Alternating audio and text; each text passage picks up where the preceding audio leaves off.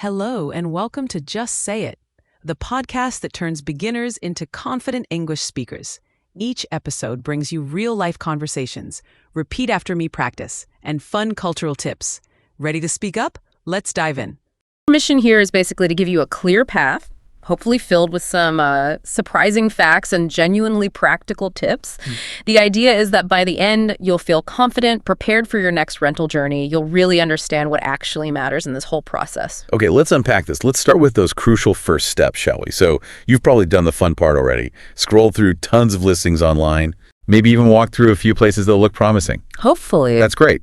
But then comes the next bit, the rental application process. Yeah. It's what gets you from just looking to actually getting the keys. Exactly. Once you find a place you like, that application is key. And here's something important.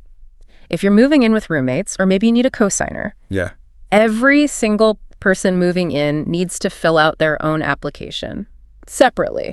Okay. Good to know. Most places do it online now, which is handy, but you can still do it in person. It really helps to have all your info ready to go. Like what kind of info? Well, your photo ID, obviously, full contact details, name, address, phone, email, then employment and income details, where you lived before, any pets. That's right. Emergency contacts, some background info, and then, really importantly, landlord and personal references. Oh, that's quite a list. It is. Seriously, making like a virtual folder with scans of these documents, total time saver. Smart. So beyond the personal details, fees are a big part too, aren't they? Application fees and whatnot. What's the deal there? Oh, definitely. You'll usually run into an application fee. That's mainly to cover the cost of running the credit and background checks. Okay. But here's the thing. Many states and cities actually regulate these fees. They might put a cap on how much landlords can charge, or say they have to be refundable if you don't get the place. So always ask the property manager about all the fees involved, and crucially, if any are refundable. That's a really practical tip. And what are they actually looking for with those credit and background checks? Good question. They're essentially trying to get a picture of your reliability. Background checks usually look at criminal history and your rental track record, evictions, things like that. Right. But keep in mind, some places, like California and Washington, have what they call fair chance housing laws. What does that mean? It means landlords might be limited in how far back they can look into your criminal history, or they might not be able to use certain older convictions against you. It's about giving people a fairer shot. Okay. And the credit check, does that hurt your score? That's a common worry, but usually no. They're typically soft pulls, which means they don't negatively impact your credit score like applying for a loan might. Phew. That's good. Yeah. And hey, if you know you have a low score or maybe some past financial issues like medical debt, it's often better to just be upfront about it. Explain the situation. Makes sense. Speaking of finances, how do you prove your income? Especially if you're, say, self-employed or your income isn't super regular? Landlords need that reassurance you can pay the rent consistently. The most common things they ask for are copies of recent tax returns, pay stubs, or other official proof from your employer. Standard stuff. Yeah, but if you're freelance or have a less traditional income, they might ask for recent bank statements, maybe copies of client contracts, or W-2 forms if you have them. A lot of rental platforms now have secure digital ways to verify income, which definitely speeds things up. How long does that part usually take? The checks? Yeah, the employment and credit checks often take the longest, could be up to, say, 72 hours, so factor that in. Right. You mentioned cosigners earlier. When would someone actually need one, and how much does it really help? A cosigner or guarantor can be a lifesaver if you don't have much rental history, like if you're a first-time renter. Okay. Or if your credit isn't great, or maybe your income isn't quite, the standard 3 times the monthly rent that landlords often look for. Right, that 3 times rule. Exactly. This person, the cosigner, needs to have strong credit themselves because they're legally agreeing to pay the rent if you can't. For first-timers, it seriously strengthens your application. It shows you're serious and there's a backup for the payments. Think of it like an extra strong referral. Definitely improves your chances. Gotcha. And what about other references, like from previous landlords or personal ones? Do they carry much weight? Oh, absolutely. They're incredibly important. Landlords almost always want to talk to your previous landlords. What do they ask them? Things like, were you noisy? Did you pay on time? Did you follow the rules, like the pet policy? Basic stuff, but crucial for them. Okay. Even if they don't specifically ask for a landlord reference, I'd say attach one anyway if you can. It can really make you stand out from the crowd. And personal references. Yeah, those can make a real difference too, especially if you lack that rental history. Is someone vouching for your character, your dependability? Could be a friend, a colleague, someone who knows you well. Look, the whole application process, it can feel like a bit of a marathon. Definitely feels that way sometimes. But honestly, when you get that yes and sign the lease, it's all worth it in the end. Which brings us perfectly to the lease itself. That often very dense, very legal document that governs your tenancy. Understanding this is just so important, isn't it? You're absolutely right. The rental contract, the lease agreement, it's a critical legal document. And I cannot stress this enough. Never, ever agree to just a verbal agreement. Never. Why not? Especially if you're renting abroad. The terminology can be complex. Maybe it's in a different language. A verbal agreement leaves too much room for misunderstanding and, frankly, for things to go wrong. Always get it in writing. Okay. Solid advice. Always in writing. And take your time. Read every single detail. Don't feel rushed. Sure. You know, beyond the obvious stuff like the rent amount and the dates, the real nuggets are often hidden in the clauses about termination. Like how much notice you need to give. Exactly. Understanding your notice period can literally save you thousands if you need to move out unexpectedly. Also, pay super close attention to the section on rules for how you can use the property. That's where you find subtle restrictions on everything. Guests, noise, even hanging pictures. Not knowing those rules? That could cost you your security deposit later. That's a great point. I've also heard there are different types of contracts, like fixed term versus indefinite. What's the practical difference? Yeah, generally two main types. A fixed period contract means you agree to stay for a specific amount of time, like a year, with a clear end date. Okay. Usually you can't break these early without facing penalties, sometimes owing rent for the rest of the term, so you're pretty locked in. Right. An indefinite contract, on the other hand, doesn't have a set end date. The landlord typically needs a valid legal reason to ask you to leave, and they have to give you proper notice, often 1 to 3 months. So more flexible for the tenant. Generally, yes. Oh. But it also means you need to give them proper notice when you decide to move out. Yes, other times it's just the base rent. Some buildings might even have extra fees for using amenities like a gym or maybe annual service charges. Get all that spelled out before you sign. No surprises. And deposits. Usually you're looking at 1 or maybe 2 months rent up front as a security deposit. Would you get back? Right. Yeah. You should, yeah. Provided you leave the property in good condition, minus normal wear and tear, of course. If you're using a letting agency, be aware they might charge hefty fees. Sometimes booking through online housing platforms can have cheaper booking fees, so compare that too. And what about personalizing the space? Like, can you hang pictures, paint a wall? Does the lease usually cover that? Yes, it absolutely should. The lease agreement details what you can and cannot do.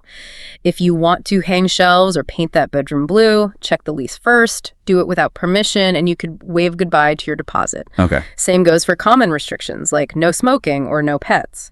Violating those can also hit your deposit or even be grounds for eviction. So documenting the condition is key then. Huge tip. When you move in, before you unpack a single box, take inventory.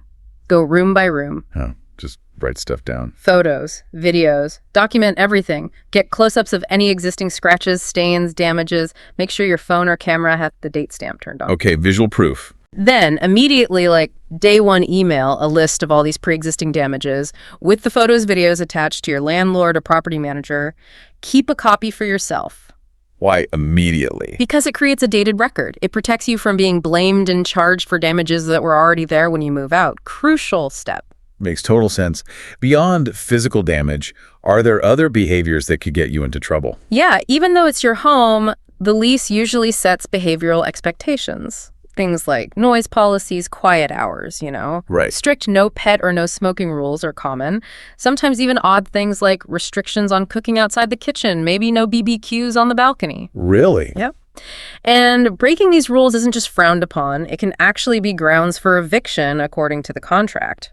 Ultimately, a good rental contract clearly outlines both your rights as a tenant and your duties. What are the key rights? Things like the right to have the property ready and livable when you move in, the right to have the landlord make necessary repairs, and the right to receive proper notice before they enter the property.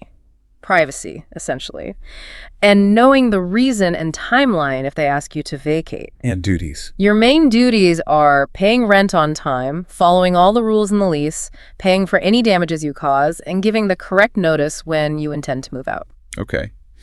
We've talked about a lot of legal stuff. I imagine some listeners might get tripped up by specific words or phrases. Are there any common rental terms that have maybe subtle meanings people should know? That's a good point. It can feel like learning a new language sometimes.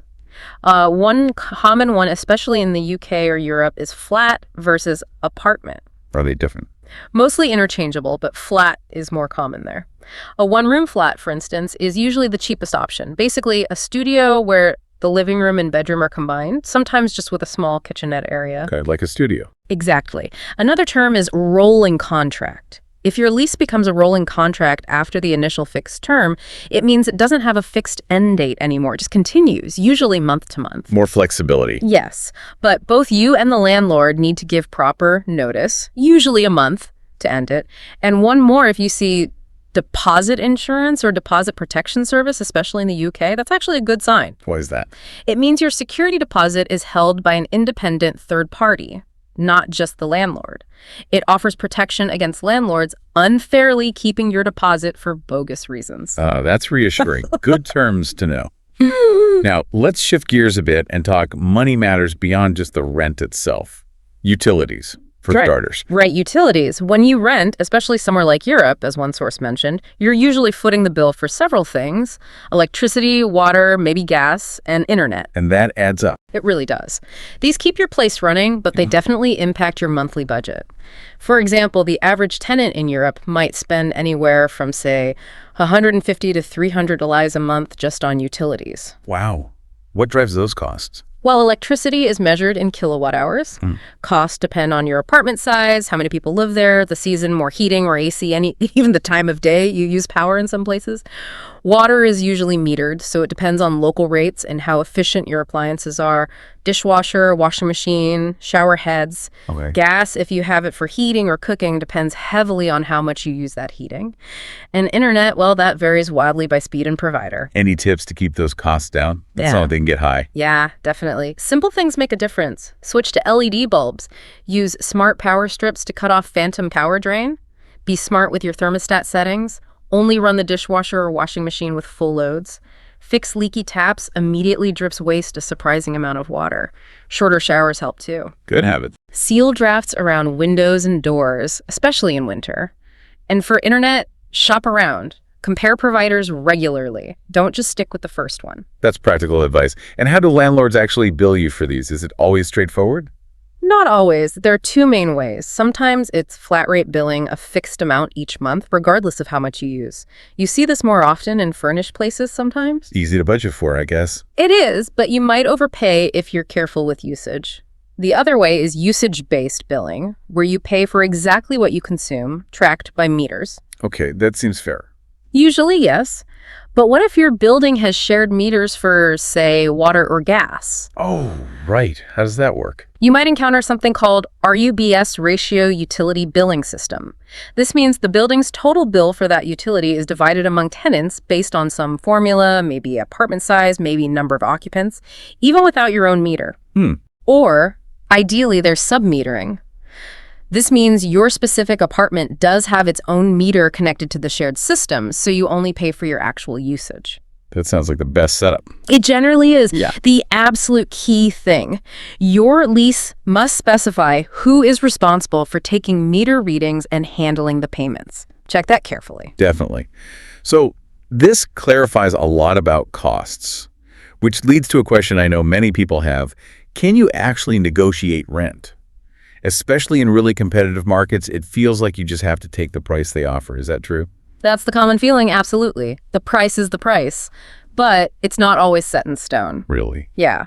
While it's certainly tougher in a really hot market where landlords have dozens of applicants, negotiation is possible sometimes, and honestly, it never hurts to ask politely. So how would you even approach that? What gives you leverage? Okay, a few strategies come up in the sources. First, do your homework. Research comparable properties comps in that specific neighborhood. What do you look for? Rent rates, square footage, amenities, save dated PDFs or screenshots of these listings. Zillow, Local classifieds, even just driving around and spotting for rent signs can give you this info. You need evidence to back up your ask. Okay, market research. What else? Look for leverage points. How long has this specific apartment been listed? If it's been sitting empty for, say, 4 months or more, the landlord might be getting anxious. Vacancy costs them money. Exactly. Or maybe it's a brand new building with lots of empty units. They might be more willing to cut a deal, maybe offer a month or two of free rent spread over the lease just to get tenants in. Interesting angle. Then you can try emphasizing your value as a good tenant. Now, this is harder to prove upfront. Right, you can't exactly show a good tenant certificate. No. But you can signal it. Maybe offer a slightly larger security deposit or volunteer to sign a longer lease, say 18 months instead of 12. That signals stability, which landlords like. So offer them something in return for a lower rate. Precisely. A landlord might prefer a reliable tenant for longer, even at slightly less rent, than the hassle of finding someone new every year. Also, be specific. Don't just vaguely ask for a discount. Propose a concrete, reasonable number. Would you consider $1,950 instead of $2,000? And if they say no to the rent reduction? Then pivot. Ask if they'd be willing to include certain utilities in the rent, or maybe pay for a deep cleaning before you move in, or fix that annoying leaky faucet you noticed. Get any agreements in writing on the lease addendum. Smart. Other options besides just the price. Exactly. And finally, approach it with confidence, but politely. One landlord in a source mentioned they actually build a little haggle room into their price, expecting negotiation. But in 14 years, no one ever asked. Wow. So yeah, it truly never hurts to ask. The worst they can say is no. Even in pricey areas, a confident, well-researched, polite request can sometimes work wonders. It really depends on the market's temperature, as you said. Those are genuinely useful strategies. Fantastic. Now, shifting to something really critical and honestly a bit scary, avoiding rental scams. Oh, this is so important. Scams are sadly very common, and they can be heartbreaking. They generally work in a couple of main ways. Okay, how? First, scammers hijack real listings. They'll copy the photos and description from a legitimate rental ad online, replace the actual agent's contact info with their own, and then repost this fake ad, maybe on Craigslist or Facebook Marketplace. Sneaky. Very. If you replied, they'll try to get you to pay an application fee, a deposit, maybe the first month's rent, and then they just vanish. What's the other way? They just make up listings entirely for places that aren't actually for rent or maybe don't even exist. These often have unbelievably low rent or amazing perks to lure you in. Too good to be true, basically. Exactly. When you ask to see the place, the owner will have excuses. Oh, I'm out of the country. I'm called away on an emergency. They'll create urgency, pressure you to decide fast. And then ask for money. Yep. They'll demand payment, usually via wire transfer, gift card, or cryptocurrency, promising to courier you the keys immediately. Of course, once you send the money, poof, gone. That's awful. So what are the absolute non-negotiable red flags we need to watch for? Okay, rule number 1. Never, ever send money for a property you haven't seen in person or to someone you haven't met in person, full stop. Okay. Never pay unseen. And rule number 2, never pay using cash, wire transfers like Western Union or MoneyGram, gift cards, or cryptocurrency. Why those specifically? Because they are virtually untraceable. Sending money that way is like handing over cash. Once it's gone, it's almost impossible to get back. If anyone demands payment via these methods, it's a scam. Run away. Got it. No wire transfers, no gift cards. If you can't physically tour the apartment, or if they won't let you sign a proper lease before you pay anything substantial, keep looking. It's not worth the risk. Also, do a quick online search for the property owner or management company's name, plus words like complaint, review, or scam. See what pops up. Good idea. Due diligence. Trust your gut. If the rent seems way too low for the area or the deal feels rushed, be suspicious. And always you to verify the agent's identity or the property ownership. You can often check property ownership records on city or county tax websites. Excellent safety tips. This really brings us back to communication, which is key throughout renting.